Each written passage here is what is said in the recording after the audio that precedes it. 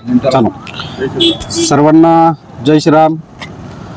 4/10/2025 रोजी जुन्नर ह्या ठिकाणी पोलिसांनी रात्रीच्या सुमारास जी कारवाई केली त्या कारवाईमध्ये 2000 किलो गोमांस, 4 जिवंत गायी असा मुद्देमाल त्या ठिकाणी जप्त करण्यात आला. ही छत्रपती शिवाजी महाराजांची जन्मभूमी आहे आणि या भूमीमध्ये रोज सर्रासपणे गोवंश हत्या ह्या ठिकाणी होतीये. छत्रपती शिवाजी महाराजांनी गोवंश हत्या करणाऱ्याचा हात हैदराबादमध्ये जाऊन तोडला होता आणि त्याच शिवजन्मभूमीमध्ये आज मोठ्या प्रमाणामध्ये जे काही कत्तल होतीये, पोलिसांवरती हल्ले होतात आहे, तरी देखील पोलिस हिंदू समाज गोरक्षक ज्या भूमिका घेतात आहे त्यांच्या सांगण्यावरून थोड्या फार प्रमाणामध्ये कारवाई करतात.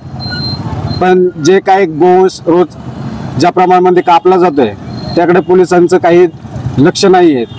पोलिसांनी ती कारवाई केली खरी, पण त्या कारवाईमध्ये 5 आरोपी अनोळखी दाखवलेत. ते ठिकाण तुम्ही जर बघितलं तर त्या घरामध्ये 5 पेक्षा जास्त सदस्य त्या कुटुंबातले होते, तर पोलिसांना तिथे एकही आरोपी सापडला नाही.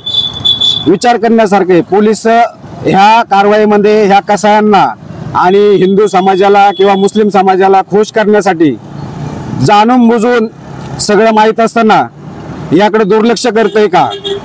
त्या ठिकाणी 2000 किलो गोमांस सापडलं. त्या गोमांस कापताना कुठल्याही प्रकारचं वेपन पोलिसांनी त्या FIR मध्ये दाखवलेलं नाहीये. मग ते गोमांस कापत असताना ते गोमांस कापत असताना पोलिसांना त्यांनी काय हाताने ते तोडलेत का? गायींना हाताने कापलेत का? असा प्रश्न हा आज आमच्या हिंदू समाजापुढं किंवा आमच्या बजरंगला समोर निर्माण झालेला आहे. तरी माझी पोलिसांना विनंती आहे की पोलिसांनी त्या ठिकाणचा नीट सर्वे करून तिथलं जे काय पत्र्याचे अनधिकृत शेड असतील, ह्या मागे अनेक मोठ्या कारवाया जुन्नरमध्ये झाल्या किंवा करण्यात आल्या, तरी देखील असल्या प्रकारचे शेड पुन्हा उभे राहतात.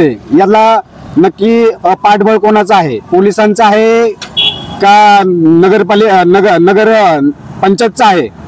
तर ह्या सगळ्या कारवाईमध्ये पोलिसांनी योग्य ती कारवाई करावी.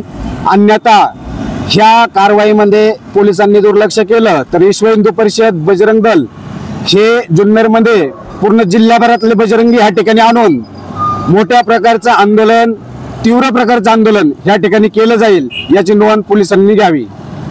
जय श्रीराम. जय श्रीराम. छत्रपती शिवाजी महाराज की जय. काही बरोबर.